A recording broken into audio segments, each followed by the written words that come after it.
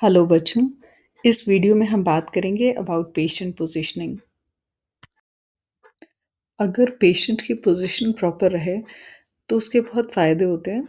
सबसे पहले तो पेशेंट रिलैक्स्ड और कंफर्टेबल रहता है, आराम से ब्रीथ कर पाता है, ब्लड सर्कुलेशन प्रॉपर रहती है और स्किन भी प्रोटेक्टेड रहता है।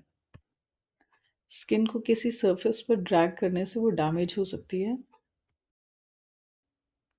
प्रेशर या फ्रिक्शन की वजह से बहुत बार पेशेंट के बेड सोर्स या और प्रॉब्लम्स हो जाती हैं, इसलिए पेशेंट की पोजीशन का हमेशा ध्यान रखना चाहिए।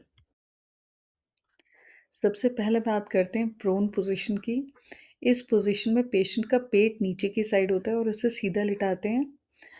इस पोजीशन में पेशेंट को तब लिटाया जाता है जब उसके हिप जॉइंट या बैक ऑफ द बॉडी को चेक करना हो या पेशेंट की कोई बैक में इंजरी, बर्न या कोई सर्जरी हुई हो या बैक पर प्रेशर ना पड़े इसके लिए। प्रोन पोजीशन में पेशेंट को अगर सांस लेने में मुश्किल है या स्पाइन में कोई प्रॉब्लम है या पेट में सर्जरी हुई है तो कभी नहीं लिटाया जाता। नेक्स्ट बात करते हैं सुपाइन पोजीशन की। इस पोजीशन में पेशेंट की बैक नीचे की साइड होती है और उसको सीधा लिटाया जाता है। इस पोजीशन में पेशेंट को तब लिटाते हैं जब उसको कंफर्ट देना हो या उसके वाइटल साइंस चेक करने हो। वाइटल साइंस होते हैं टेम्परेचर, पल्स, रेस्पिरेशन रेट और ब्लड प्रेशर।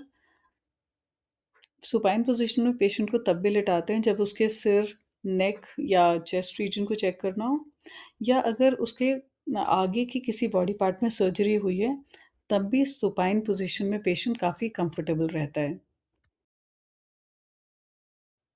नेक्स्ट बात करते हैं लेटरल पोजीशन की। लेटरल पोजीशन में पेशेंट को साइड टर्न करके लिटाते हैं और पिलो से सपोर्ट देते हैं। इस पोजीशन में पेशेंट का सारा वेट उसके हिप्स और शोल्डर्स पर पड़ता है और ये पोजीशन तब दी जाती है जब पेशेंट को बैक पर प्रेशर नहीं डालना होता है।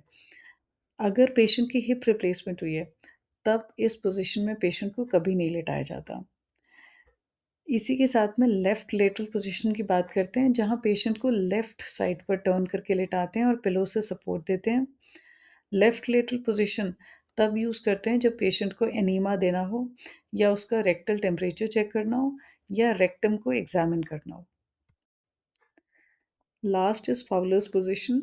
इस पोज़ीशन में पेशेंट को 45 से 60 डिग्री के एंगल पर बिठाते हैं और पेशेंट को पिलोज़ या बैक रेस्ट से सपोर्ट देते हैं। ये पोज़ीशन बहुत ही कंफर्टेबल है, खाना खाने के लिए, टीवी देखने के लिए या बात करने के लिए। जिन पेशेंट्स को साँस लेने में मुश्किल होती है, उनको फाउलर्स पोज़ीशन में बिठाते हैं। जिन पेशेंट्स के पेट में स्टिचेज़ लगे होते हैं, उस केस में भी फाउलर्स पोज़ीशन में वो काफ़ी कंफर्टेबल फ़ील करते हैं।